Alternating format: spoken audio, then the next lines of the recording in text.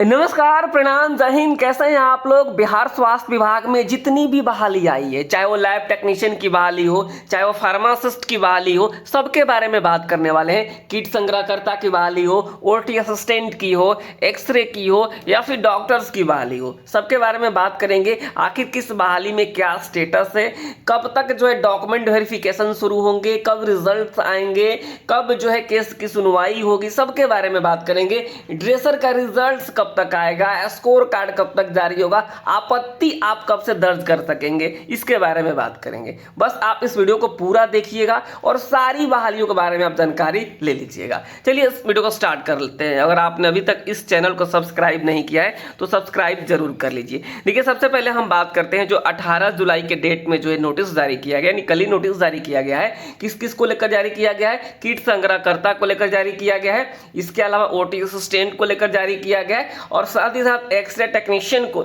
लेकर भी जारी किया गया है। इसमें कहा गया है कि जो आपने फॉर्म भरा है और फॉर्म भरते समय आप जो दिव्यांगता का सर्टिफिकेट लगाए हुए हैं, समझे आप लोग, यानी जो आप दिव्यांगता का सर्टिफिकेट लगाए हैं उस सर्टिफिकेट का जांच होगा।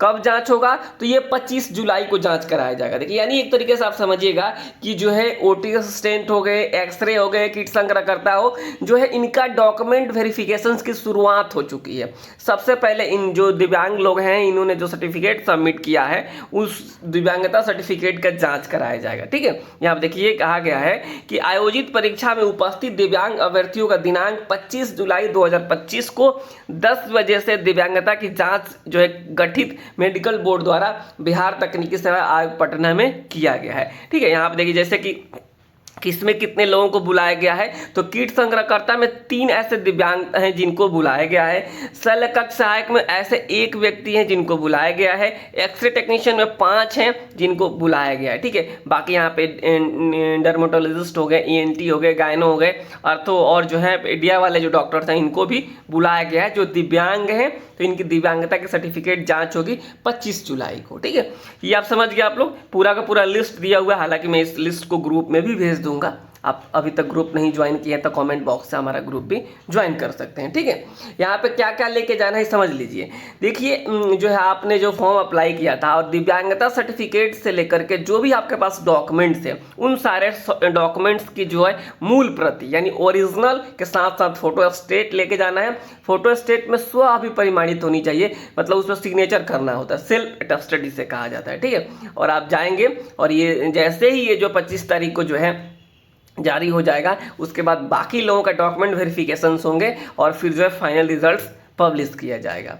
तो अब जो है ओटी वाले, एक्सरे वाले या फिर अन्य जो लोग हैं, इनका इंतजार समाप्त हो गया। आपका जो है 25 जुलाई के बाद से आपका भी डीवी शुरू हो जाएगा।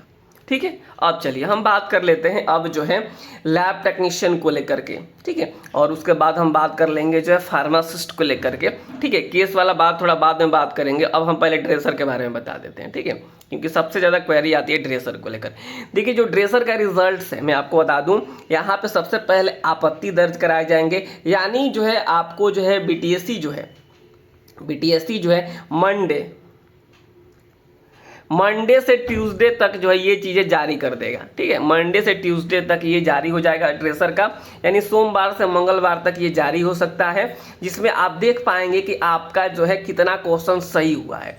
ठीक है, उसके बाद आप आपत्ति करने का दिया जाएगा। नहीं, मान लीजिए कोई क्वेश्चन दिया गया है और उस क्वेश्चन का आंसर बीटीएससी ने बी दिया है और आपको लगता है, मान लीजिए कोई क्वेश्चन यहाँ पे उसका आंसर बी दिया गया है, अगर आपको लगता है कि नहीं इसका आंसर ए होना चाहिए और आपके पास कोई साक्ष्य है, साक्ष्य मतलब एनसीईआरटी कोई बुक है, और उस बुक को आप वहाँ पे लगा कर क्लेम कर सकते हैं कि इसका आंसर बी ना होकर क्या होगा, ए होगा। इसलिए ये जो काम होगा कब होगा, मंडे से ट्यूसडे तक ये जारी हो जाएगा ड्रेसर को लेकर, और उसी दिन पता चल जाएगा कि आपका कितना नंबर आ रहा है और आगे की तैयारी आप शुरू कर देंगे। कि जो है जिसका मान लीजिए ठीक ठाक नंबर होगा उनका डॉक्यूमेंट वेरिफिकेशन होगा। हालांकि जैसे ही ये जारी होगा हम आप लोगों को बताएंगे कि कितना नंबर है, तो आपका जो है बाकी सारी चीज़ें होगी। ठीक है, तो ड्रेसर वाला का जो इंतजार है वो मंडे से ट्यूसडे तक जो है इसमें अपडेट आपको देखने को मिलेगा। थोड़ा सा आप लोग इंतजार कर लीजिए, बस मंडे और ट्यूसडे तक ये हो जाएगा। ठीक है, ड्रेसर को लेकर उसके बाद स्कोर कार्ड जारी होगा और फिर जो है रिजल्ट्स जारी किए जाएंगे। और देखिए, मैं बताऊं जो चुनाव होने वाला है ना, चुनाव जो होने वाला है या सितंबर के बाद होगा, ठीक है। सितंबर लास्ट तक जो है समय है अभी, यानी अप्रॉक्स 2 महीने का समय है, और 2 महीने में जितनी भी बहालियाँ चल रही है सबकी नियुक्ति हो जाएगी, ठीक है। यहाँ आप चलिए अब हम बात कर लेते हैं लैब टेक्नीशियन को लेकर के। देखिए जो लैब टेक्नीशियन वाले लोग हैं बहुत ज़्यादा इनको इंतजार करना पड़ रहा है। मैंने कई बार बोला है कि आप लोग जाकर एक बार मेंशन करवाने की कोशिश कीजिए, लेकिन लोग निकलता नहीं है, खाली कमेंट्स करते हैं कि आप आवाज़ उठाइए। हम लोग आवाज़ उठा ही रहे हैं, लेकिन देखिए यहाँ पे जो है 3 अप्रैल को लास्ट इसमें अपडेट आया था, ठीक है। उसके बाद से जो है केस जो है बिल्कुल समझिएगा ठंडे बस्ते में पड़ा हुआ है, कोई आपको अपडेट देखने को नहीं मिल रहा है। बस इसमें जो ऑर्डर जारी कर दिया गया था यहाँ पे देखिएगा, ठीक है। ऑर्डर जारी करने के बाद से जो यानी एफिडेविट सबमिट करना था बीटीएससी और बिहार सरकार को, तो इन लोगों ने तो एफिडेविट सबमिट कर दिया है, लेकिन फिर भी जो है आपको मैं बता दूं कि जो है इसका एग्ज़ाम्स नहीं हो रहा है और ना ही इसकी इसमें सुनवाई हो रही है। और एक बात आप समझ लीजिए, यहाँ पर देखिएगा, ठीक है, कहा जा रहा है ना कि यहाँ पे अगर जो बिना इस केस में सुनवाई हुए, आप समझ लीजिए कि आपका एग्ज़ाम्स नहीं होगा लैब टेक्नीशियन वाले, जब तक एक हेयरिंग की ज़रूरत है। ऐसा नहीं कि भर्ती फंसेगा, मैं इस बात को बिल्कुल अच्छे से समझ रहा हूँ कि भर्ती फंसेगा नहीं, बस एक हेयरिंग हो जाए, एक सुनवाई हो जाए, और उस सुनवाई में सब कुछ क्लियर है। सरकार 610 वाला शायद मामला है, उसको सरकार ने माइनस भी कर दिया है, ठीक है। तो अब जो है बहुत ज़्यादा इसमें कुछ बचा नहीं है, ठीक है। सीधे सीधे जो है अब बिल्कुल आप समझिएगा कि जो है एक हेयरिंग होगी और आप लोगों का एग्ज़ाम्स हो जाएगा, और आप लोग अपने तरफ से कुछ मतलब ना एक्शन लीजिए, आप जाइए वकील से बात कीजिए, आप लोग इसमें देखिए कि जो है लीगल राय लीजिए क्या किया जा सकता है, और सुनवाई करवाने की कोशिश कीजिए। ये बातें तो मैं बोल ही रहा हूँ, तो ये करना होगा आपको, ठीक है। अब चलिए हम चल लेते हैं फार्मासिस्ट को लेकर के। देखिए जो फार्मासिस्ट वाले लोग हैं बेचारे, ये भी बहुत ज़्यादा कमेंट्स करते हैं, तो फार्मासिस्ट को लेकर भी हमने जो है हम इस पर भी नज़र बनाए हुए हैं। इसकी जो सुनवाई होने वाली थी 16 जुलाई को होने वाली थी, ठीक है। 16 जुलाई को सुनवाई होने वाली थी, तो उस दिन क्या हुआ देखिए, मैंने आपको बताया पहले भी कि पहले जो है ना एक टेंटेटिव डेट आता है, और उसके बाद से कॉज लिस्ट आता है, और उसके बाद सुनवाई होती है। कॉज लिस्ट में अगर केस लगता है तो यह जो केस कॉज लिस्ट में लगा ही नहीं था, टेक्निकल बातें समझिए कि आप जो है सुनवाई नहीं हुआ था, ठीक है। तो यहाँ पे अब जो इसमें नया डेट अभी नहीं आया है, यानी बिहार जो है फार्मासिस्ट को लेकर जो सुप्रीम कोर्ट में केस चल रहा है, अब इसमें नया डेट नहीं आया है। मतलब कुल मिलाकर समझिए कि लैब टेक्नीशियन का केस और फार्मासिस्ट का केस दोनों एक ही स्टेज में पहुंच चुका है, दोनों में नया डेट सुनवाई का नहीं आया है, ठीक है। जैसे इसमें कोई अपडेट आएगा मैं आप सभी के साथ जरूर शेयर और साझा करूंगा, ठीक है। तो किट संग्रहकर्ता, OT assistant, X ray technician and other जो लोग हैं, अगर आप जो है दिव्यांगता कैटेगरी में आते हैं तो आप जो है अपना चेकआउट कर लीजिए, और चेक करके जा करके 25 तारीख को अपना सर्टिफिकेट जांच करवा लीजिए, ठीक है। उसके बाद से जो नॉर्मल लोग हैं, नॉर्मल लोगों का डॉक्यूमेंट वेरिफिकेशन शुरू होगा।